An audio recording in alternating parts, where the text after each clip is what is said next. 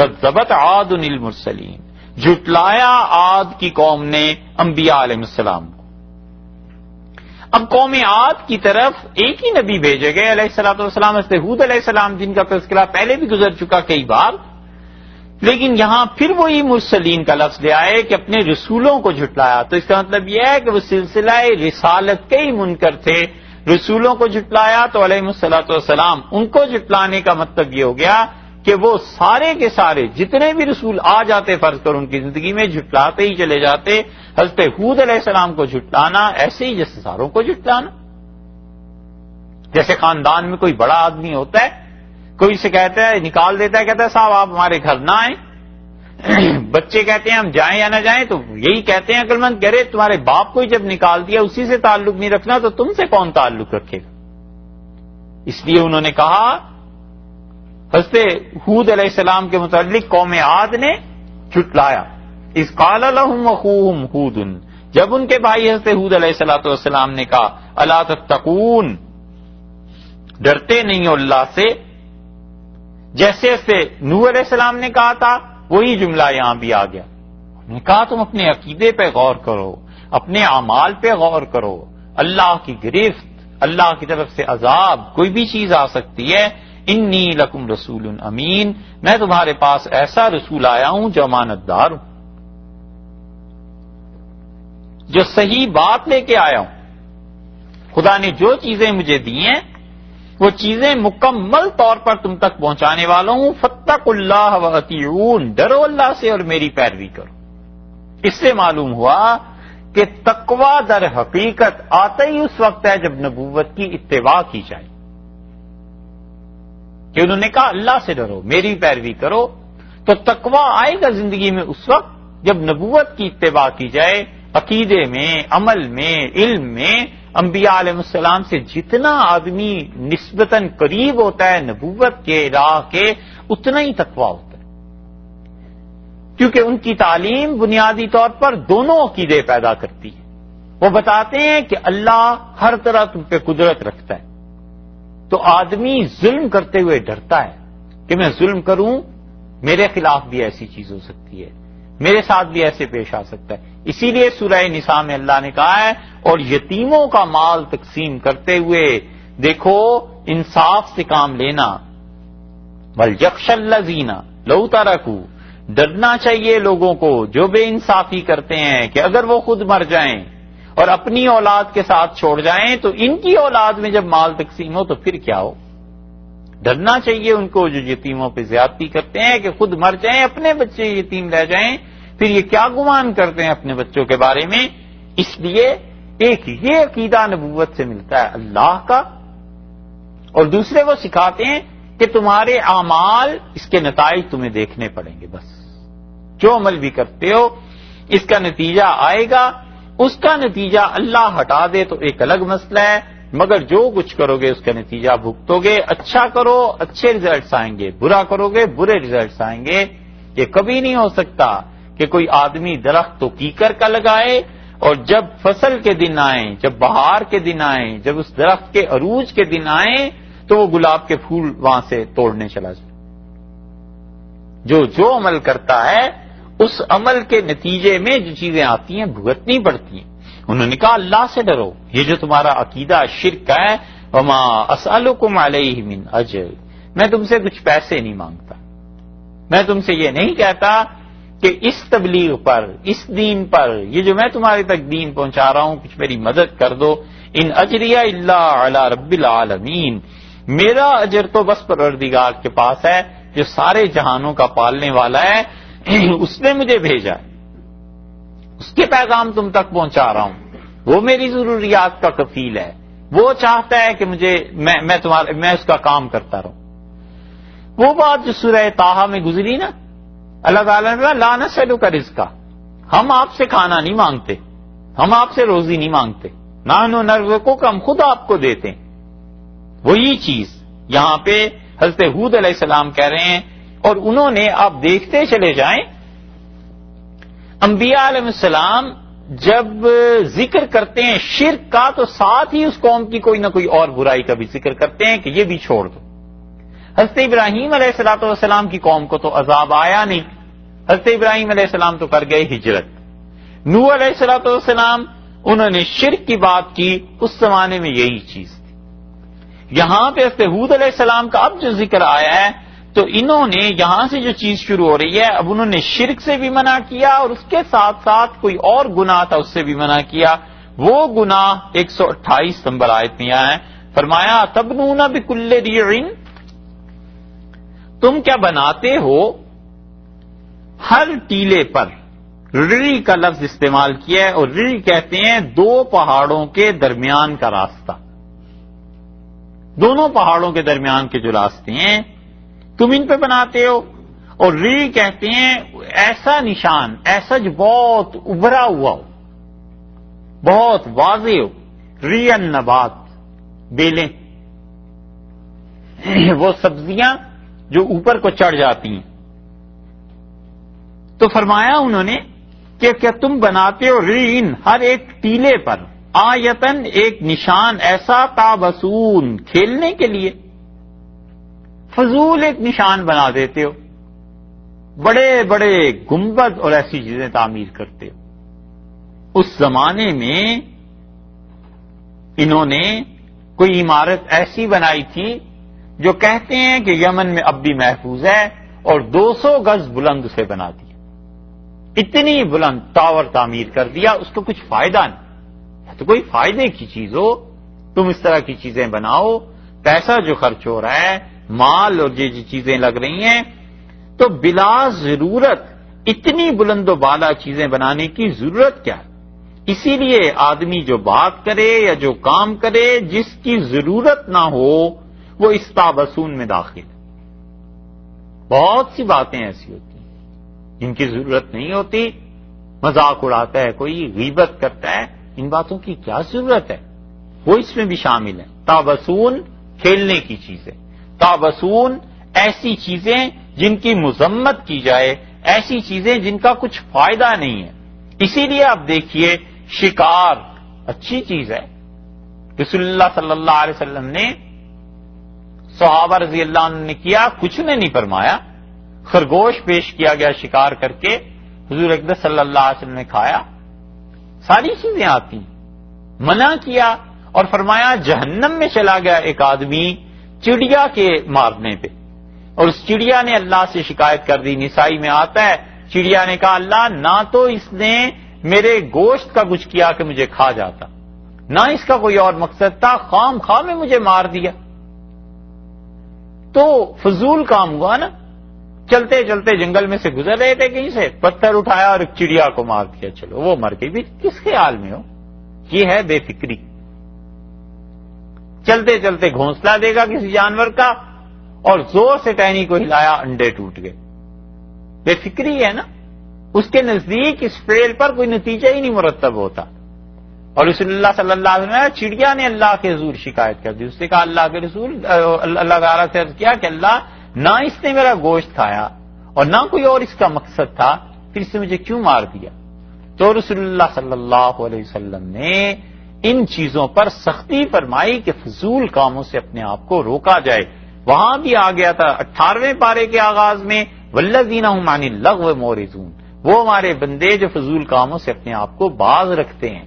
پھر اس کے بعد سورہ نور کے آخر پہ بھی آ گیا، اور نہ سورہ فرقان کے آخر پہ اللہ تعالیٰ نے فرمایا کہ وہ بندے جو بیکار کاموں سے، فضول کاموں سے الگ رہتے. اور سورہ بنی اسرائیل میں حضرت موسیٰ علیہ السلام کے قصے میں وہاں بھی آ گیا کہ وہ تھوڑا سا آگے چلے اور انہوں نے کہا کہ لاؤ بھئی بھوک لگ رہی ہے، کھانا لاؤ. تو وہاں عرض کیا تھا نا کہ جو آدمی کامل ہو جاتا ہے پھر جب وہ کسی فضول کام میں پڑتا ہے تو فوراً تھک بھی جایا کرتا ہے. اللہ کو یہ منظور ہوتا ہے کہ یہ فضول کاموں میں اپنی صلاحیتیں نہ لگائے. حضرت ہود علیہ السلام نے کہا بِكُلِّ رِعٍ آیَةً تَابَسُونَ، اور تم کیا کرتے ہو؟ تم تو ہر جگہ ایک مینار تعمیر کر دیتے ہو. مغل بھی کرتے تھے نا، جہاں ہرن شکار کر لیا وہاں ہرن مینار ہو گیا. ہمارے یہاں بھی ہے بہت چیزیں، بادشاہوں کے شوق. وَتَتَّخِذُونَ مَصَانِعَ، اور انہوں نے کہا تم ایسی ایسی عمارتیں بناتے ہو لعلکم تخلدون، جیسے کہ تم ہمیشہ یہیں رہو گے۔ بڑا شوق تھا اونچے اور مضبوط مینارے بنانے کا، کوئی کام نہیں جس کا آدمی رہنے کے لیے عمارت بنائے، کسی مقصد کے لیے بنائے، مال خراب کرنے کو، پیسہ برباد کرنے کو اسی لیے اتنی شدید گناہ کی چیز قرار دیا ہے کہ وَتَتَّخِذُونَ مَصَانِعَ، تم اتنے بڑے بڑے گنبد، اتنی بڑی بڑی چیزیں بناتے ہو لعلکم تخلدون، شاید تم ہمیشہ یہیں رہو گے۔ یہ کیا کرتے؟ اس لیے بلڈنگ بنائے، آدمی گھر بنائے، اچھا بنائے۔ رسول اللہ صلی اللہ علیہ وسلم نے اس بات کو پسند فرمایا کہ کوئی آدمی کھلا گھر بنائے، حدیث میں آتا ہے، اس کی تعریف فرمائی۔ اور رسول اللہ صلی اللہ علیہ وسلم نے کسی کو اچھا گھر، کھلا گھر ملنے کے لیے، رہنے کے لیے مل جائے، فرمایا یہ اللہ کے انعامات میں سے ہے۔ لیکن فضول چیزیں اس سے منع کیا کہ فضول میں پیسہ اپنی تعمیرات میں مت ضائع کرو۔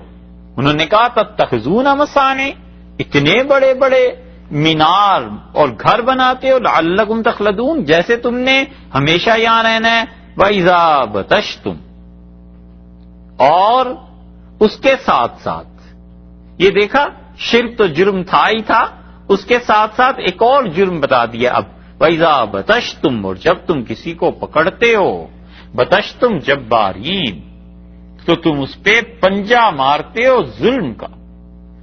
جب تم کسی انسان کو پکڑ لیتے ہو تو ہاتھ ڈالتے ہو اس پہ، ظلم کا ہاتھ ڈالتے ہو، ذرہ برابر تمہارے دل میں ترس پیدا نہیں ہوتا۔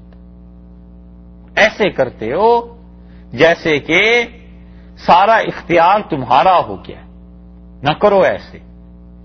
یہ ظلم تھا جس پہ حضرت ہود علیہ السلام نے اس قوم کو روکا اور منع کیا۔ اسی لیے رسول اللہ صلی اللہ علیہ وسلم نے منع کیا ہے لوگوں کو اس بات سے کہ کوئی آدمی کسی کو ناحق سزا دے، جسمانی تکلیف پہنچائے، منع فرمایا کہ ایسے نہ کرو۔ اس کی وجہ یہ ہے کہ پھر آدمی یہاں جا کے ملتا ہے کہ وہ انسان ظلم کرنے لگتا ہے۔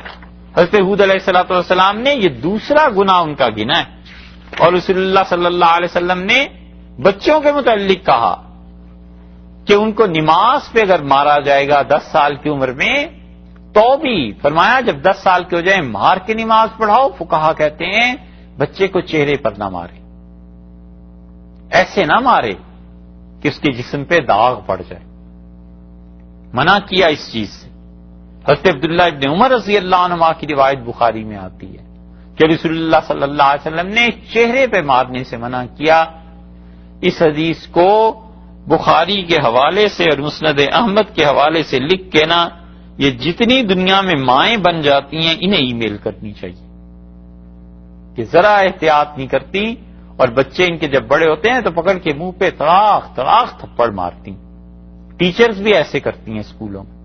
حالانکہ اتنی شدید ممانعت ہے اس کی کہ رسول اللہ صلی اللہ علیہ وسلم فرماتے تھے جنگ میں جب کافر کو تم نے قتل کرنا ہے، فرمایا اس کے چہرے پہ نہ مارنا، منع کرتے تھے ایسی چیز۔ حضرت معاویہ رضی اللہ عنہ کہتے ہیں کہ ایک آدمی نے رسول اللہ صلی اللہ علیہ وسلم کے سے پوچھا کہ بیوی کا کیا حق بنتا ہے شوہر پہ، اور سنن ابن ماجہ میں آتا ہے کہ رسول اللہ صلی اللہ علیہ وسلم آیا جو تم خود کھاؤ وہی اس کو بھی کھلاؤ، اور جو تم خود پہنو اتنے ہی معیار کا کپڑا اسے بھی پہناؤ۔ اور رسول اللہ صلی اللہ علیہ وسلم نے فرمایا دیکھو اس کے چہرے پہ نہ مارنا، اور آپ نے فرمایا تمہیں اتنی شکایت اس سے ہو جائے تو گھر چھوڑ دو، کہیں اور جا کے ٹھہر جاؤ، 2-4 راتیں 2-4 دن، یا بستر الگ کر لو۔ یہ قرآن پاک میں آیا ہے جو شریف بیویاں ہوتی ہیں ان کے لیے یہ بھی بہت بڑی سزا ہے کہ شوہر الگ ہوگی۔ اس لیے رسول اللہ صلی اللہ علیہ وسلم نے فرمایا کہ اس معیار کے کپڑے اسے پہنانا جس معیار کے کپڑے تم پہنتے ہو۔ اگر یہ بات عورتوں سے فرما جاتے کہ تم اپنے شوہروں کو بھی اسی معیار کے کپڑے خرید کے لانا جو اپنے لیے خریدتی ہو، تو پھر کیا ہوتا؟ بدل جاتا نا مسئلہ۔ حضرت ابو بردہ رضی اللہ عنہ کہتے ہیں کہ رسول اللہ صلی اللہ علیہ وسلم نے فرمایا اللہ کی حدود میں کوڑے پڑتے ہیں، اور جب تم نے کسی کو سٹک سے مارنا ہے، چھڑی سے، تو فرمایا 10 مرتبہ سے زیادہ نہ مارنا. اور وہ بھی ایک جگہ آیا ہے کہ ایسے نہ مارنا کہ اس کے جسم پہ نشان پڑ جائے، سزا دینی ہی پڑ جائے. بہت ہوا تو 10 سے زیادہ فرمایا نہ مارنا، ایک حد متعین کر دی. اور اسی لیے حضرت ابو مسعود انصاری رضی اللہ عنہ کہتے ہیں، ابو داؤد کی روایت میں آتا ہے کہ رسول اللہ صلی اللہ علیہ وسلم نے دیکھ لیا مجھے، میں اپنے غلام کو مار رہا تھا، اور حضرت صلی اللہ علیہ وسلم ابو مسعود جان لے، پیچھے کھڑے تھے نا، میں نہیں دیکھ پایا. آپ نے فرمایا ابو مسعود جان لے کہ جتنا وہ اس غلام پر قدرت رکھتا ہے، اللہ اس سے زیادہ قدرت ابو مسعود پہ رکھتا ہے. تو حضرت ابو مسعود رضی اللہ عنہ کہتے ہیں، میں نے مڑ کے دیکھا تو رسول اللہ صلی اللہ علیہ وسلم تھے. میں ڈر گیا اور میں نے کہا اللہ کے رسول، یہ اللہ کی خوشی کے لیے میں اسے آزاد کرتا ہوں. اور رسول اللہ صلی اللہ علیہ وسلم نے فرمایا اگر تم اسے آزاد نہ کر دیتے تو دوزخ کی آگ تمہیں جلا دیتی. غالباً مارنے میں کچھ زیادتی ہو گئی ہوگی، ایسی چیز جو رسول اللہ صلی اللہ علیہ وسلم نے اتنی سخت بات ارشاد فرمائی. ابو داؤد میں آتا ہے، عبداللہ ابن عمر رضی اللہ عنہ کہتے ہیں کہ کسی شخص نے پوچھا رسول اللہ صلی اللہ علیہ وسلم سے کہ ہم اپنے نوکر کو کتنی مرتبہ معاف کریں؟ روزانہ وہ کوئی نہ کوئی غلطی کر کے آتا ہے، کتنی مرتبہ معافی ہونی چاہیے؟ تو رسول اللہ صلی اللہ علیہ وسلم نے فرمایا روزانہ 70 مرتبہ اسے معاف کر دیا. ابو داؤد میں آیا ہے. اس لیے کہ کل جس سے واسطہ پڑنا ہے نہ جا کے اس سے 70,000 گناہوں کی معافی مانگنی ہے. کیا پتا ہوتا ہے کتنے گناہ کیے ہیں؟ فرمایا 70 مرتبہ معاف کرو. حضرت ابو سعید رضی اللہ عنہ فرماتے تھے کہ رسول اللہ صلی اللہ علیہ وسلم نے فرمایا جب تم میں سے کوئی شخص اپنے نوکر کو مارے اور اسے اللہ کا واسطہ دے دے تو آپ نے فرمایا پھر نہ مارنا، اپنے ہاتھ روک لو، مت ستاؤ کسی کو. اس نے اللہ کا نام لے لیا نا، اب چھوڑ دو. اسی لیے اللہ کے نام کی عزت ہے، ادب ہے، احترام ہے، تو بتایا کہ دیکھو یہ نہ کرو. اور آج کل کے دور میں ایک حدیث اور آئی ہے بھائی، غالباً اس پہ عمل کرنا چاہیے، اپنی اپنی طبیعت کی بات ہے، لیکن آج سے کوئی 20 سال پہلے ہمارے اساتذہ کہتے تھے کہ بس اس حدیث پہ عمل کیا کرو. حضرت ابوبکر رضی اللہ عنہ نے ایک آیت پڑھی سورہ مائدہ کی، اور اللہ تعالیٰ نے فرمایا کہ یا ایھا الذین آمنوا علیکم انفسکم، ایمان والو تم اپنی جانوں کی فکر کرو، لا یضرکم من ضل اذا اہتدیتم، جب تم ہدایت پہ ہو تو کوئی گمراہ تمہارا نقصان نہیں کر سکتا. اور حضرت ابو ثعلبہ رضی اللہ عنہ نے کہا کہ میں نے رسول اللہ صلی اللہ علیہ وسلم سے اس آیت کے متعلق پوچھا کہ اللہ کے رسول جب لوگ گمراہی کے کام کر رہے ہوں اور ہم ایمان پہ ہوں تو پھر کیا کرنا چاہیے؟ تو آپ نے فرمایا ابو ثعلبہ تم نیکی کا حکم دیتے رہنا اور برائی سے روکتے رہنا. کب تک؟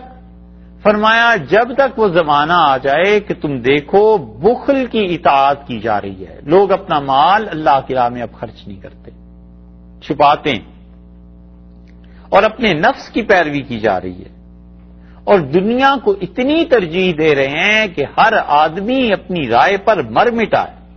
ہر کوئی کہتا ہے میری رائے سب سے اچھی ہے، میری رائے سب سے اچھی ہے. فرمایا جب یہ وقت آ جائے تو صرف اپنی جان کی فکر کرنا، لوگوں کو چھوڑ دینا، کیونکہ اس کے بعد صبر کی زندگی گزارنی پڑے گی.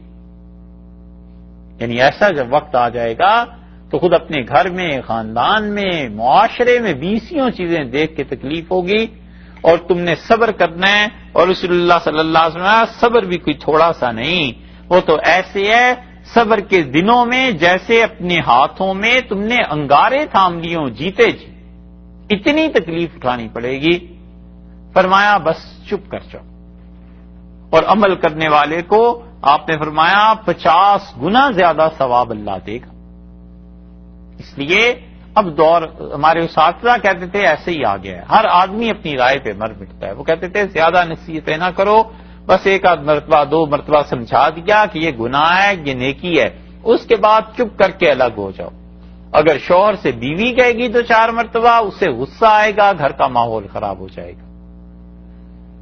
شوہر کہے گا بیوی سے، بیوی کو غصہ آ گیا، گھر کا ماحول خراب ہو گیا. باپ نے کچھ کہہ دیا، بیٹے نے بدتمیزی کر دی، وہ رہی صحیح عزت بھی جاتی رہی. بھائی نے بھائی کو کچھ کہہ دیا، جو تھوڑا بہت پردہ شرم حیا تھی وہ بھی جاتی رہی. اس لیے جب ایسا دور آ جائے تو رسول اللہ صلی اللہ علیہ وسلم نے فرمایا پھر صبر کرنا، بس اس وقت کسی سے کچھ نہیں کہنا ہے، اس وقت تو اپنا فکر کرو کہ کسی طرح تم اپنے آپ کو بچا لو. اس لیے یہ نہ کرے.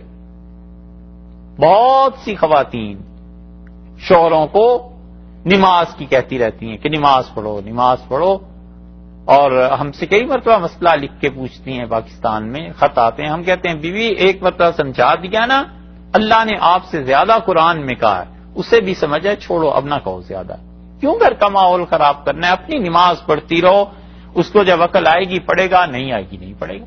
بہت سے لوگ خط لکھتے ہیں، مسئلہ پوچھتے ہیں کہ ہماری بیوی ایسے سنگھار، ایسا میک اپ، ہمیں اس سے بڑی تلخی ہوتی ہے.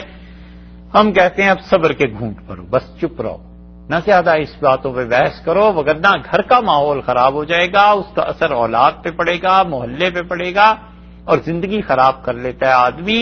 چپ کر کے وقت گزارے حتیٰ کہ اللہ اس کے لیے آسانی پیدا کر دے. یہ فرمایا اذا بطشتم جبارین، ان کا جب تم پکڑتے ہو تو جابروں ظالموں کی طرح پکڑ لیتے ہو.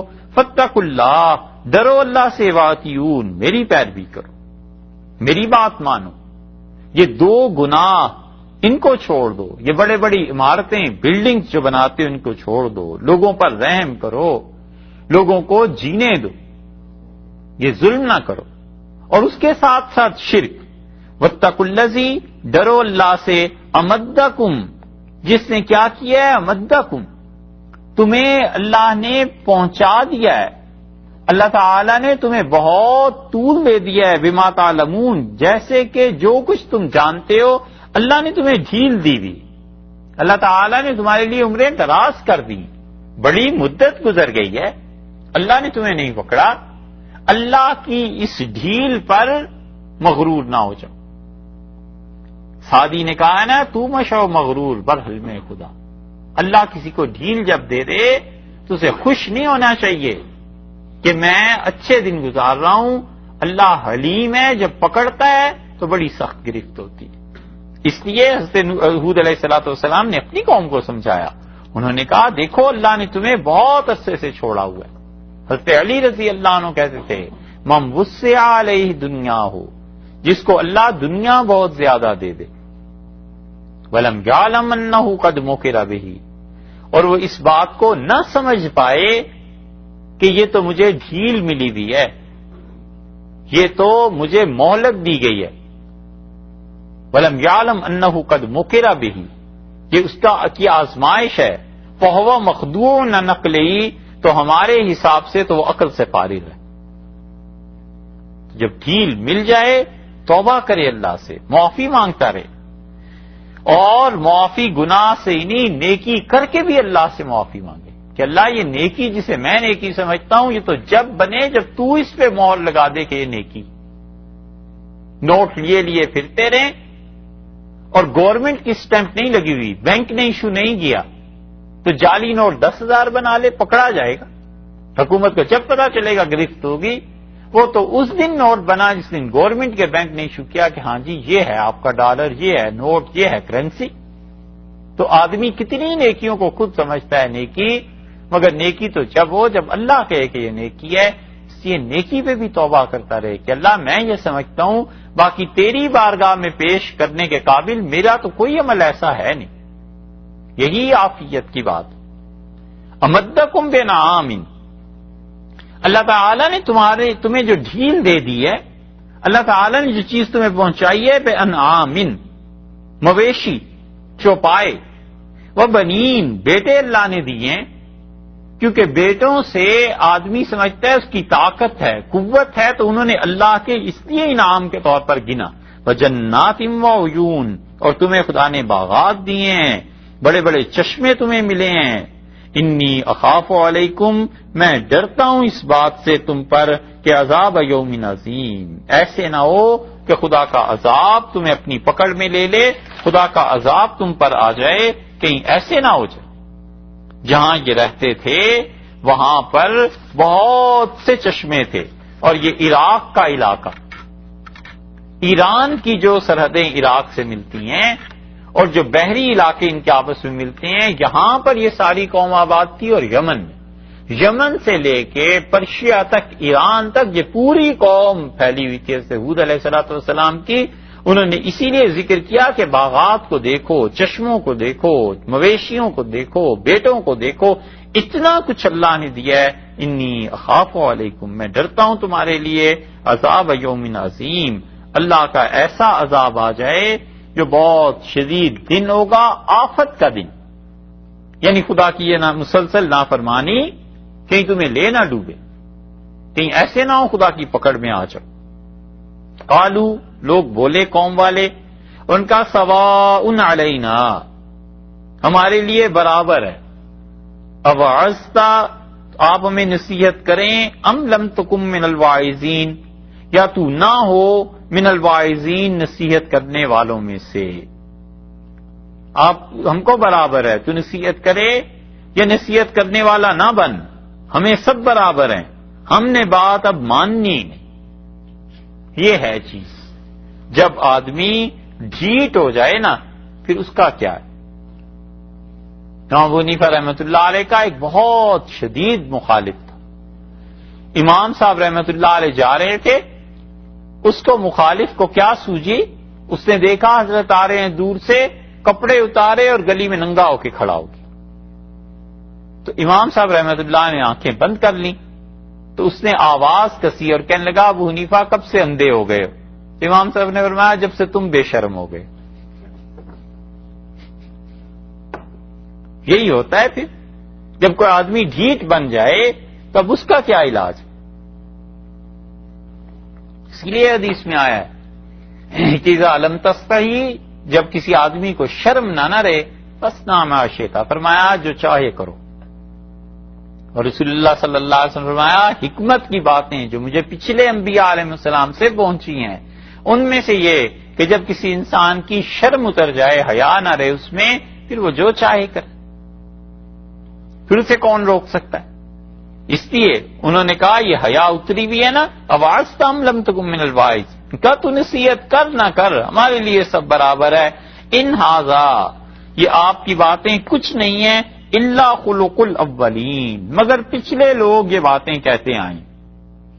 اگلے زمانے میں بھی ایسی باتیں ہوتی تھی، لوگ ایسی باتیں کیا کرتے تھے اور یہ چیزیں چلتی تھی، پہلے بھی ہوتا تھا، اب بھی ہوتا ہے، پچھلے بھی یہی کہا کرتے تھے کہ خدا کی ناراضگی، جنت، جہنم، اپنے اعمال کی روش پہ سزا کا ملنا، وما نحن بمعذبین، ہم تمہیں صاف بتائیں ہمیں عذاب نہیں ہوگا، بس ہمیں عذاب ہونا نہیں، یہ پچھلے زمانے کی باتیں ہیں، تو جو مرضی کہتا رہے، ہمیں ہرگز عذاب نہیں ہوگا، پچھلی جو قومیں گزری ہیں ان پہ کون سا عذاب تھا؟ یہ وہی روش ہے جو اہل مکہ کو اللہ نے فرمایا۔ اللہ نے کہا وَإِنَّكُمْ لَتَمُرُّونَ عَلَيْهَا، اور وہ جو لوط علیہ السلام کی بستیاں اور یہ باقی قومیں، تم ہر قافلے میں ادھر سے گزرتے ہو، تم نے دیکھا نہیں ہے کہ پچھلی قوموں کے ساتھ کیا ہوا؟ فَكَذَّبُوهُ، اللہ نے فرمایا انہوں نے اسے جھٹلایا، حضرت ہود علیہ السلام کو، فَأَهْلَكْنَاهُمْ، اور ہم نے انہیں ہلاک کر دیا۔ جھوٹ کا انجام یہ نکلا، ہلاکت کا۔ ان فی ذلک لآیہ، اور اس میں بڑی نشانی ہے لوگوں سمجھنے کی کہ جو مال ضائع کرتے ہیں، جو فضول کی عمارتیں اپنی حکومتوں میں بناتے ہیں، جو لوگ اللہ کی ڈھیل سے عقل نہیں کرتے، سمجھ نہیں پاتے، ان سب چیزوں میں ان کے سمجھنے کے لیے بڑی نشانیاں ہیں۔ انہیں سوچنا چاہیے کہ جب کوئی نصیحت کرتا ہے تو اس نصیحت کی قدر کرنی چاہیے، جب کوئی سمجھانے آتا ہے تو اللہ تعالی زندگی میں کبھی کبھی یہ موقع دیتا ہے کہ کسی کی بات ذرا سنجیدگی سے سن لی جائے۔ ان فی ذلک لآیہ، یہ بڑی نشانی ہے۔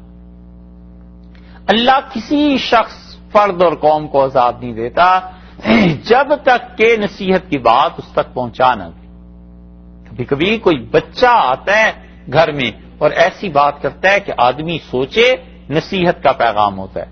کبھی اخبار میں کوئی چیز آ گئی، کبھی کسی نے کوئی لیٹر لکھ دیا، کبھی کسی نے کوئی بات کہہ دی، یہ سب نصیحت کی چیزیں ہوتی ہیں نا، ہم لوگ اس سے گزر جاتے ہیں، سوچتے نہیں ہیں کہ شاید اس میں میری ہی کچھ بہتری تھی، یہ اللہ نے میرے لیے ہی پیغام بھیجا تھا، لیکن میں نے اسے اگنور کر دیا۔ اللہ نے فرمایا ان فی ذلک لآیہ، بڑی نشانی ہے اس میں سمجھنے کے لیے۔ جو یہ کہہ رہے تھے کہ تو واز کر نہ کر ہمارے لیے برابر ہے، وما کان اکثرهم مومنین، اور ان میں سے اکثر ایسے تھے جو ایمان والے نہیں تھے۔ انہوں نے ایسی حرکتیں کر دی جو کافروں کی تھی۔ وَإِنَّ رَبَّكَ، اور بلا شبہ تمہارا پروردگار لَهُوَ الْعَزِيزُ، بڑا غالب ہے، طاقت والا ہے، اس کی طاقت کے سامنے نہ ان کا مال ٹھہر سکا، نہ ان کے باغات، نہ چشمے، نہ بیٹے، کوئی چیز کام نہیں آئی جب خدا نے پکڑ لیا۔ الرحیم، اور اللہ کی ذات بہت رحم کرنے والی بھی ہے، مہربان بھی ہے، یعنی اس نے اتنے عرصے تک ڈھیل دیے رکھی کہ شاید یہ اپنی روش کو بدل لیں، مگر انہوں نے بدل کے نہیں دی۔ بس صاحب ایک رکوع اور پڑھ لیں، چھٹی کریں، بولیے، ہیں چھٹی والے بھی تو بولو۔ ہاں یہ کیے ڈھنگ، شاید 20 منٹ لگے۔ کذبت ثمود المرسلین، کذبت ثمود المرسلین، اللہ تعالیٰ نے فرمایا قوم ثمود نے جھٹلایا انبیاء علیہ الصلوۃ والسلام کو، اپنے رسولوں کو۔ یہ وہی بات آ گئی، اب یہ تیسری مرتبہ آ گیا۔ ہود علیہ السلام کی قوم نے جھٹلایا اپنے رسولوں کو، نوح علیہ السلام کی قوم نے جھٹلایا اپنے رسولوں کو، اور صالح علیہ الصلوۃ والسلام کی قوم نے جھٹلایا اپنے رسولوں کو۔ تو مطلب بنیادی طور پہ یہ سلسلہ نبوت ہی کے منکر تھے۔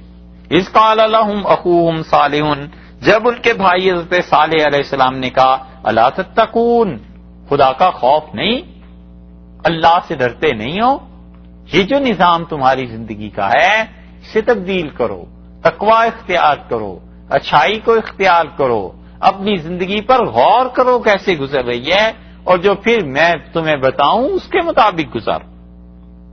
نبوت رہنمائی کرتی ہے۔ انی لکم رسول امین، وہی بات جو پہلے گزری، انہوں نے کہا میں اللہ کی طرف سے رسول بنا کر بھیجا گیا ہوں، اور وہ رسالت بھی ایسی ہے کہ امین، میں امانت دار ہوں، صاف بات تم تک پہنچاتا ہوں، اور میں اللہ کے معاملے میں کسی قسم کی کوئی گڑبڑ نہیں کرتا۔ فاتقوا اللہ، ڈرو اللہ سے، واطیعون، اور میری پیروی کرو، میرے پیچھے چلو، اطاعت کرو۔ دنیا میں جتنے کام بھی انسان کرتا ہے عقل سے کرتا ہے، ٹیکنالوجی ہے، سائنس ہے، یہ چیزیں، لیکن اس عقل کا دائرہ اتنا وسیع ہو جائے کہ یہ ان چیزوں پر جا کر اثر انداز ہو جو خالصتاً اللہ کے اور بندے کے درمیان ہے، یہ بہت بڑی بھول ہے۔ عقل وہاں تک نہیں پہنچتی، عقل کی گرفت سے ہی باہر ہے۔ اللہ بتاتا ہے کہ وہ ہے، اللہ بتاتا ہے اس کی ذات توحید، اور اللہ بتاتا ہے اس کی صفات کیا ہیں، اللہ تعالیٰ بتاتا ہے کہ جنت اور جہنم کیا ہے، اللہ بتاتا ہے تقدیر کیا ہے، اور اللہ تعالیٰ بتاتا ہے کہ حسد کا کیا علاج ہے، ظلم کا کیا علاج ہے، کبر کا کیا علاج ہے۔ یہ جتنی چیزیں مورل ویلیوز سے اور اس کے ساتھ ساتھ عالم غیب سے تعلق رکھتی ہیں، اس میں انسان کو نبوت کے پیچھے چلنا ہے، کوئی طریقہ نہیں کہ اس کے علاوہ آدمی کچھ کر سکے۔ انبیاء علیہ السلام بتاتے ہیں کہ نکاح کو عام کرنا ہے، بدکاری کو روکنا ہے۔ اب کوئی آدمی کہے میں نبوت کی بات نہیں مانتا، تو پھر اس کا وہی اشر ہوگا جو اب ان معاشروں کا ہو رہا ہے۔ نبوت کو انہوں نے سمجھا کہ یہ بھی ہماری عقل میں آنے والی چیز ہے۔ انبیاء علیہ السلام بغیر کسی تجربے کے انسانوں کو کہتے ہیں کہ مت تجربے کرو، یہ گوشت حرام ہے۔ آدمی کہے کہ ہم تو 2000 سال اس کا تجربہ کریں گے پھر اس نتیجے پر پہنچیں گے، اللہ کہتا ہے کیوں انسانوں کا وقت برباد کرتے ہو، زندگیاں برباد کرتے ہو؟ ہم براہ راست تمہیں کہتے ہیں کہ تمہاری اخلاقیات اور عالم غیب یہ تمہاری عقل سے بڑی چیز ہے، عقل سے بالا چیز ہے۔ تو انہوں نے کہا اللہ سے ڈرو، میری پیروی کرو۔ وما اسألکم علیہ من اجر، اور میں اس تبلیغ پر تم سے کوئی اجر نہیں مانگتا۔ ان اجریہ الا علی رب العالمین، میرا اجر جو ہے وہ تو اللہ کے ذمے ہے، اللہ تعالی نے مجھے دینا ہے، اس ذات پاک کے قبضے میں ہے میری ضروریات کو پورا کرنے کی ساری چیزیں، ذرائع، اسباب اور وسائل۔ میں تو تم سے صرف ایمان کی بات کرتا ہوں کہ ایمان لیا۔ اتترکون، کیا تم چھوڑ دیے جاؤ گے؟ فیما ہاہنا، یہاں پر اس دنیا میں کیا چھوڑ دیں گے تم کو؟ فیما ہاہنا، یہاں کی چیزوں میں، آمینین، نڈر، بے خوف چھوڑ دیں گے؟ اللہ تعالیٰ اپنا خوف نہیں بھیجے گا، خدا تمہیں کسی چیز سے ڈرائے گا نہیں، تم اتنے اطمینان اور سکون سے زندگی بسر کر لو گے؟ ایسے نہیں ہے۔ فی جنات وعیون، تمہارے یہ جو باغات ہیں ان میں، وعیون، اور تمہارے چشمے، عین کی جمع ہے نا عیون، اور عین عربی میں بہت سی چیزوں کے لیے استعمال ہوتا ہے۔ عین چشمے کو بھی کہتے ہیں، اور عین مینارے کو بھی کہتے ہیں، اور عین آنکھ کو بھی کہتے ہیں۔ یہ عینی جو تھے نا، علامہ بدر الدین عینی رحمۃ اللہ علیہ، یہ بخاری کے شارح ہیں، اور عینی نے عین سی ان کا نام بھی، اور عین کہتے ہیں کسی بڑے آدمی کو بھی، تو عینی نے بخاری کی شرح لکھی، اور ان کے جو سالے تھے ابن حجر رحمۃ اللہ علیہ، انہوں نے بھی شرح لکھی ہے۔ تو ابن حجر تو پتھر کو کہتے ہیں، اور عین کہتے ہیں منارے کو بھی، تو ان دونوں نے صحیح بخاری کی شرح لکھی ہے، اور بڑے ٹاپ کی چیزیں لکھی دونوں نے رحمہم اللہ۔ وہ دونوں گئے مسجد، تو مسجد کا جو مینارہ تھا نا وہ گرا ہوا تھا، تو ابن حجر رحمۃ اللہ علیہ کو جو شوخی سوجی، تو انہوں نے کہا عین ناقص، منارہ ہے مگر برباد ہوا ہے، تو نام ان کا عینی تھا، انہیں بتانا تھا۔ تو نے کہا لا بل فی حجر ناقص، ایسے نہیں ہے، اس کے پتھر بڑے بیکار تھے۔ عین، عیون اس کی جمع ہے، فی جنات وعیون، انہوں نے کہا تمہارے باغات، اور اس کے ساتھ ساتھ یہ تمہارے چشمے، وزروع، اور تمہاری کھیتیاں، ونخل، اور تمہارے کھجور کے درخت، طلعھا، جن کھجوروں کا گابھا، خوشہ، گچھا، انگور کے جو خوشے پڑتے ہیں نا اسے کہتے ہیں طلعھا، اور کبھی کبھی کھجور کے درخت سے جو پہلا شگوفہ اس کا پھوٹتا ہے نا، اس کے لیے طلع کا لفظ استعمال کیا جاتا ہے۔ تو انہوں نے کہا تم ایسے ہی چھوڑ دے گا خدا تمہیں؟ کچھ نہیں پوچھے گا تم سے تمہارے باغات کے بارے میں، چشموں کے بارے میں، کھیتیوں کے بارے میں، کھجوروں کے درخت جو ہیں تمہارے اس کے بارے میں؟ کھجور کے درخت بھی ایسے کہ طلعھا، اس کا جو خوشہ ہے، حزیم، بڑا ملائم ہے، بہت اچھا ہے، اتنی اچھی پیداوار ہے کہ جو کھجور کا گچھا ہے وہ ایسا حزیم ہے۔ حزیم کا مطلب عربی میں کیا ہے؟ یہ لفظ تو آپ بھی بولتے ہیں،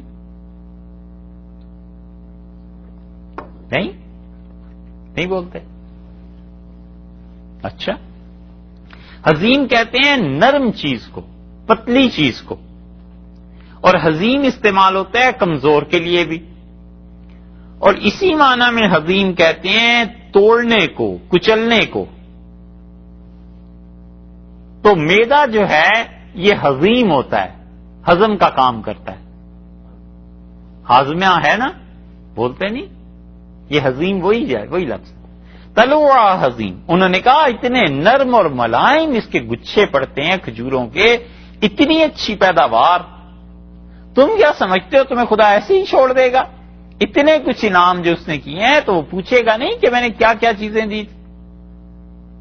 یہ پڑھ کے خیال آتا ہے کبھی کہ اس امت سے اللہ نہیں پوچھے گا کہ تمہیں اتنا پیسہ دے دیا تھا کہ آج تک 1500 سال میں مسلمانوں کے پاس پیسہ اتنا کم آیا ہوگا، تھا لیکن آبادیاں تھوڑی تھی، اتنی بڑی بڑی آبادیاں، اور ہر بر اعظم میں مسلمان، اور اتنا پیسہ، اور اتنے نیچرل سورسز، گیس، تیل، سونا، چاندی، کیا کیا چیز ہے جو اللہ نے نہیں دی۔ پوری امت کو آپ دیکھیں، سونے کی کانیں، ہیروں کی کانیں ان کے یہاں نکل آئیں، پتھروں میں بہترین پتھر، زمرد اور جواہرات، سب کانیں خدا نے سب کچھ دے دیا، اور اس کے ساتھ ساتھ دماغ بھی اتنے شاندار، اتنے عالی شان دماغ.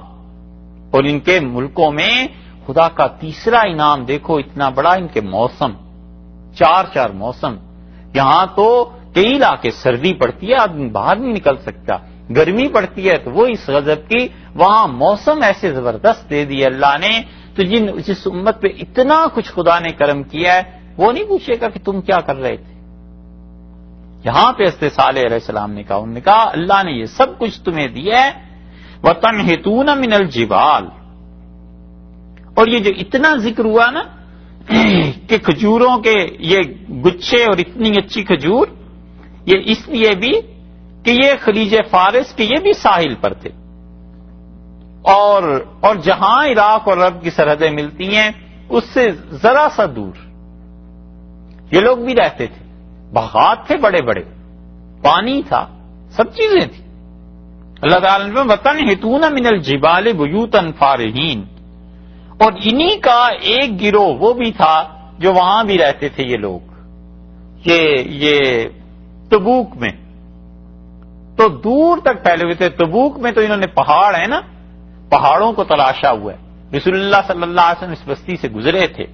وَتَنْحِتُونَ مِنَ الْجِبَالِ، اور تم پہاڑوں کو تلاشتے ہو، بیوتن اپنے گھروں کو، فارہین. فارہین کے دو ترجمے کیے گئے.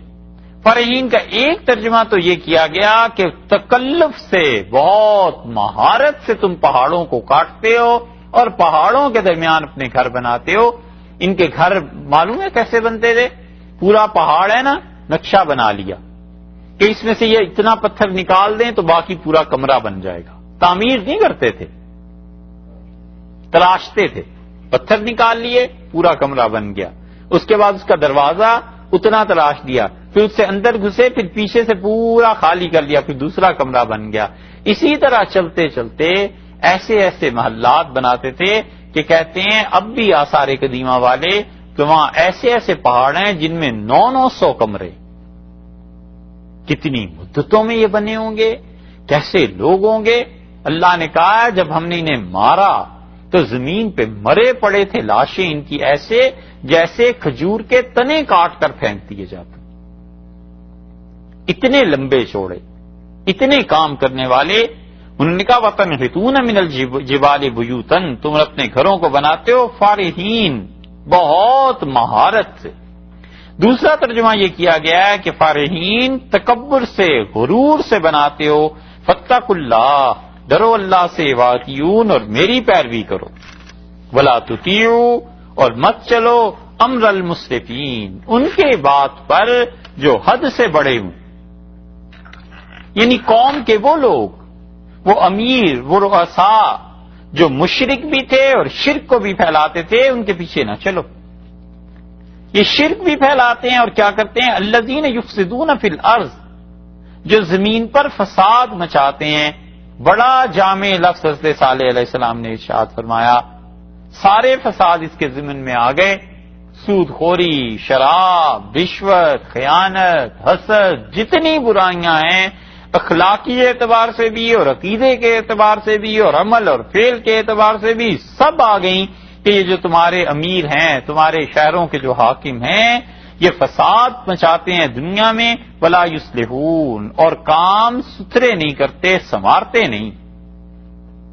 مت چلو ان کے پیچھے. قالو، قوم نے کہا، انما انت، بلا شک و شبہ تو ہے صالح علیہ السلام، من المسحرین، تم مسحر ہو. اور مسحر کا ایک ترجمہ یعنی اس پہ اتنا جادو کیا جائے کہ اس کی عقل ماری جائے. یہ جو تم ہمیں باتیں کہہ رہے ہو کہ باغات اور یہ اور عمارتیں، تمہاری تو عقل نہیں ہے. یہ چیزیں ایسی ہیں جو ہمیں اپنی محنت سے حاصل ہوئی ہیں. یہ پہاڑ تراشے ہیں تو اپنی محنت کی ہے، اس میں کہاں سے خدا کا عذاب آئے گا؟ ایسی کون سی بات ہے جو ہم شرک کرتے ہیں تو کوئی برے کام ہے؟ علیاذ باللہ. اور دوسری بات، دوسرا ترجمہ اس کا یہ کیا گیا کہ انما انت من المساحرین، تم ایسے شخص ہو جس کا پیٹ بھرا ہوا ہے. جن کا کام ہی کھانا پینا ہوتا ہے، تم کھاتے پیتے ہو بس، علیہ باللہ، یعنی تم اس لیے ہمیں ڈراتے ہو کہ مذہب کا ڈر سنا کے تم اپنے پیسے پورے کرو، تم کھانے پینے کی باتیں کرو، تم تو اس لیے ہمیں ڈرا رہے ہو۔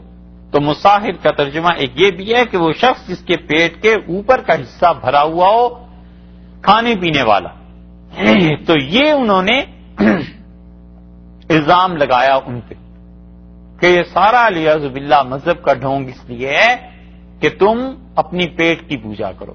یہی الزام رسول اللہ صلی اللہ علیہ وسلم نے پہ بھی لگایا تھا، اس نے جس نے نبوت کا دعویٰ کیا علیہ باللہ، اور اس نے رسول اللہ صلی اللہ علیہ وسلم کو خط لکھا کہ امید ہے جبریل نے آپ کو بتا دیا ہوگا کہ اللہ نے نبوت مجھے بھی دے دی ہے، اور اللہ نے کہا ہے کہ یہ جو آپ نے فتح کر لیا ہے عربوں کا علاقہ، یہ آدھا آپ کا ہے آدھا میرا۔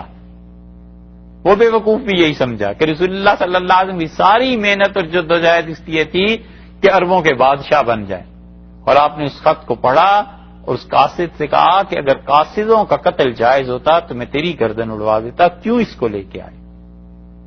یہ چیز، یہ قاصد حضرت عبداللہ ابن مسعود رضی اللہ عنہ کے زمانے میں انہیں نظر آ گیا۔ تو ابن مسعود رضی اللہ عنہ فرمایا تم وہی نہیں ہو جو فلاں کا خط لے کے آئے تھے رسول اللہ صلی اللہ علیہ وسلم؟ کہا میں وہی ہوں۔ فرمایا اب تمہارا کیا عقیدہ ہے؟ اس نے کہا میں اس کو اب تک نبی مانتا ہوں۔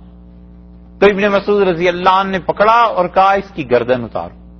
رسول اللہ صلی اللہ علیہ وسلم کی نبوت کے بعد کسی اور کی نبوت کا قائل ہے؟ اس نے کہا تم کچھ نہیں کر سکتے، مجھے رسول اللہ صلی اللہ علیہ وسلم نے پناہ دی تھی۔ تو ابن مسعود رضی اللہ عنہ فرمایا پناہ اس لیے دی تھی کہ تم اس دن قاصد تھے، آج تو تم قاصد نہیں ہو۔ تو یہ نبوت کا اجرا اور سمجھنا کہ رسول اللہ صلی اللہ علیہ وسلم کے بعد بھی نبی ہو سکتا ہے، یہ اتنا بڑا جرم ہے۔ تو انہوں نے کہا یہ تو تم باتیں کرتے ہو اس لیے کہ پیٹ بھرنا ہے، ما انت الا بشر مثلنا، تم ہم جیسے ہی تو ایک آدمی ہو، تم میں ہم میں کیا فرق ہے؟ آخر کس بنیاد پہ خدا نے تمہیں رسالت دے دی اور ہمیں نہیں دی؟ فاتی بآیتن، لے آ کوئی نشانی، ان کنت من الصادقین، اگر تم سچے ہو نا اور خدا تمہاری تائید میں ہے، تمہاری بیک پہ کوئی غیبی طاقت ہے، تو پھر تم ہمیں کوئی معجزہ دکھاؤ۔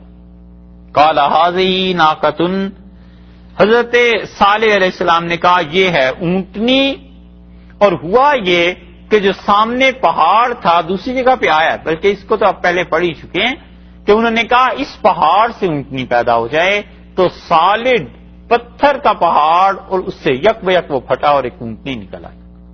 معجزات تو پھر ایسے ہی ہوتے ہیں، اللہ کی قدرت سے کیا بعید ہے؟ حضرت عیسیٰ علیہ السلام کی پیدائش ایسے ہی تھی، وہ بھی ایک معجزے کی بات تھی، اللہ کے قدرت کے اظہار کی بات تھی، اور اسی طرح یہ اونٹنی بھی نکل آئی۔ ناقۃ اللہ، انہوں نے کہا یہ ہے اونٹی، لہا شربن، ایک دن یہ پانی پیے گی، ولکم شرب، اور ایک دوسرا دن تمہارے جانوروں کے لیے، یوم معلوم، باری مقرر ہے ایک ایک دن کی۔ پتھر سے پیدا ہوئی، یہ اونٹنی آزاد پھرتی تھی، جنگلوں میں جاتی تھی، کھاتی تھی، اور پیچھے گزر چکی نا یہ بات کہ انہوں نے کہا یہ جو تمہارے جانور ہیں اتنے دیے، ان کے بڑے بڑے ریوڑ تھے، اور ان کی بڑی بڑی چراگاہیں تھیں، اور ان کا کنواں بھی تھا جس کنویں میں بیش تحاشا پانی تھا، بہت پانی نکلتا تھا اس سے، اور رسول اللہ صلی اللہ علیہ وسلم اس کنویں سے جب گزرے، صحابہ رضی اللہ عنہ کہتے ہیں اپنے سر مبارک جھکایا ہوا تھا اور تیزی سے چلے گئے، اور ہم نے عرض کیا اللہ کے رسول اس کنویں سے پانی لے لیا تھا، فرمایا پھینک دو اس پانی کو۔ ہم نے کہا آٹا گوندھ دیا تھا، فرمایا آٹا بھی پھینک دو۔ اور جن قوموں پہ اللہ کا عذاب آیا ہے اگر تم کبھی وہاں سے گزرو اور تمہیں پتا ہو کہ خدا کا عذاب نازل ہوا ہے تو الا ان تکونوا باقین، روتے ہوئے گزرو کہ ان قوموں کا کیا انجام۔ تو اس لیے یہاں پہ یہ جو اونٹنی تھی اس کو انہوں نے دیکھا کہ یہ تو ہے معجزہ، انہوں نے کہا اس کنویں پہ ایک دن یہ پانی پیا کرے گی، دوسرے دن تمہارے جانور، ایک دن یہ چرے گی، دوسرے دن تمہارے جانور چرا کریں گے، ولا تمسوا، اور اس کو مت چھونا، بسوء، ان کسی بری نیت سے، فیاخذکم، تمہیں پکڑ لے گا عذاب یوم عظیم، ایسا عذاب جو بڑے دن میں آنا ہے، ایسے آفت کا دن آ جائے گا جس دن تم نے خدا کے اس معجزے کے ساتھ کچھ گڑبڑ کی کوشش کی۔ یہی ہوا کرتا ہے کہ جو اللہ کے معجزات کو چھیڑتے ہیں اللہ کی طرف سے پھر حجت پوری ہو جاتی ہے۔ پہلے تو انبیاء علیہ السلام آ کے تبلیغ کر دیتے ہیں، نہیں مانتے معجزہ دکھا دیتے ہیں، معجزے پہ بھی نہ مانے تو تیسری صورت کیا ہے سوائے اس کے کہ توہین ہو گئی خدا کی اس معجزے کی چیز کی اور اللہ عذاب دے دے۔ انہوں نے کہا اسے مت برائی سے چھونا، فعقروہا، اور انہوں نے کیا کیا؟ کاٹ ڈالی اس کی کونچیں۔ کونچ اردو ہی کا لفظ ہے، کونچ کہتے ہیں یہ جو پاؤں کے پیچھے جو پٹھے ہوتے ہیں نا، یہ جو رگ اکہل سے کہتے ہیں، یہ اکہل کا کاٹ دینا۔ اور پرانے زمانوں میں یہ جو پاؤں کے بالکل پیچھے ایک رگ بڑی موٹی معلوم ہوتی ہے، اس کو قیدیوں کی کاٹ دیتے تھے، غلاموں کی کاٹ دیتے تھے تاکہ یہ بھاگ نہ سکے، کیونکہ ایڑی جو ہے اسی کے زور پہ تو آدمی بھاگتا ہے، تو غلاموں کی قیدیوں کی یہ رگیں کاٹ دی جاتی تھی۔ انہوں نے کیا کیا؟ اس کی یہ کونچیں، اس کی یہ رگیں کاٹ دی تاکہ یہ اونٹنی معذور ہو جائے، اور اونٹنی کو اس کی کاٹنے کے بعد یہ کونچیں انہوں نے اسے ذبح کر دیا، اس کے سینے میں مارا، جو بھی چیز مارنی ہوگی نیزہ، اور اسے مار دیا۔ اللہ نے فرمایا فعقروہا، انہوں نے عقر کر دیا، یعنی اس کے پاؤں کی جو رگیں تھیں وہ کاٹ دیں۔ فَأَصْبَحُوا نَادِمِينَ، اور اس کے بعد یہ شرمندہ ہوئے۔ شرمندہ کس بات پہ ہوئے؟ شرمندہ اس بات پر ہوئے کہ ایک تو مفسرین یہ کہتے ہیں اس بات پر کہ طبعاً شرمندگی ہوئی، طبیعت میں ندامت ہوئی، عقلاً نہیں کہ ہم نے کوئی برا کام کیا، نہیں، لیکن جیسے طبیعی طور پہ آدمی کہتا ہے کہ کیا فائدہ اس اونٹنی کو مارا، اس جانور کو مارا، بس ایسی پشیمانی ہوئی، کیونکہ حقیقت میں اگر یہ ہوتی عقلی طور پہ انہیں ندامت، تو سب سے پہلے جا کے ایمان قبول کرتے کہ ہم سے غلطی ہو گئی ہے اور ہم ایمان کے لیے آئے ہیں، وہ نہیں۔ اور بعض مفسرین کہتے ہیں کہ ندامت اس بات پر ہوئی کہ صرف یہ ایک اونٹنی کیوں ہے، اس کے ساتھ کوئی بچہ تھا یا کوئی اور چیز تھی، اسے بھی کیوں نہیں قتل کر دیا، کیونکہ بعض روایات میں آتا ہے کہ اونٹنی برآمد ہوئی اور پھر اس کا بچہ برآمد ہوا، دو چیزیں تھیں۔ فعقروہا، انہوں نے اسے کاٹا، فاصبحوا نادمین، اور اس کے بعد انہیں ندامت ہوئی اس بات پہ، تھوڑی سی شرمندگی ہوئی، پچھتائے، پریشان ہوئے، اور اب خدا کا عذاب آیا۔ اللہ نے فرمایا فاخذہم العذاب، انہیں عذاب نے آ کر پکڑ لیا، اور ان کے چہروں کے رنگ بدلنا شروع ہوئے، پہلے دن پیلے پڑ گئے اور دوسرے دن سیاہ ہو گئے، اور تیسرے دن اس میں اور سیاہی ہے، سرخ ہو گئے، اور پھر تیسرے دن سیاہ ہو گئے، پیلے پڑے، پھر سرخی آئی، پھر سیاہی آئی، اور اللہ کی طرف سے عذاب آ گیا، ایسی شدید چیخ آئی کہ ان کے دل پھٹ گئے۔ یہ گزر چکا ہے سارا، اس سے پہلے سورہ اعراف میں بھی اور سورہ ہود میں بھی۔ ان فی ذلک لآیہ، لوگوں اس میں سمجھنے کی بات، سمجھنا چاہیے کہ خدا کا یہ عذاب کیسے آ گیا، اللہ نے کتنے انعامات کیے تھے، اور اس کے باوجود انہوں نے خدا کے انعامات کی قدر نہیں کی۔ جو صالح علیہ السلام کہتے تھے کہ تمہیں ایسے ہی نہیں چھوڑ دیا جائے گا، اللہ تم سے پوچھے گا بھی ان ساری چیزوں کے متعلق، انجام یہ نکلا کہ انہوں نے اس میسج کو نہیں سنا اور اس بات کے قائل نہیں ہوئے، عذاب آ گیا۔ اور اس میں بڑی نشانی ہے کہ جو انبیاء علیہ السلام کی بات پہ، واعظ پہ، نصیحت پہ دھیان نہیں دھرتے، اپنا ہی نقصان کرتے ہیں۔ وما کان اکثرهم مومنین، اور ان میں سے اکثر بہت لوگ تھے جو مانے نہیں، اس قوم میں نہیں ایمان لائے، چند ایک، اور 9 آدمی جمع ہو گئے، آگے آ رہا ہے، اور 9 آدمیوں نے مل کے قسم کھائی کہ تم اس اونٹنی کو مارو، ثم لنقولن لولیہ، اور اس سے صالح علیہ السلام کو قتل کرو، نبی کو بھی علیہ السلام۔ اور پھر لوگ جب آئیں اور پوچھیں کہ صالح علیہ السلام کو کس نے قتل کیے، تو کہنا ما شہدنا مہلک اہلی، قسم کھاتے ہیں ہمیں اس کی کوئی خبر نہیں۔ اللہ نے فرمایا 9 آدمیوں نے یہ سازش تیار کی تھی، آگے قرآن پاک میں آ رہے ہیں۔ تو یہ یہ سارے کے سارے پکڑے گئے اس عذاب میں، ایمان والے تھے ہی نہیں ان میں سے اکثر. وَإِنَّ رَبَّكَ لَهُوَ الْعَزِيزُ، اور آپ کا رب ہے بلا شک و شبہ وہ بڑا غالب، اس کا غلبہ ہے، قوت ہے. اس نے سب کچھ دیا تھا، جب اس کی نافرمانی ہوئی تو ایک سیکنڈ نہیں لگا اور اس نے سب کچھ چھین لیا.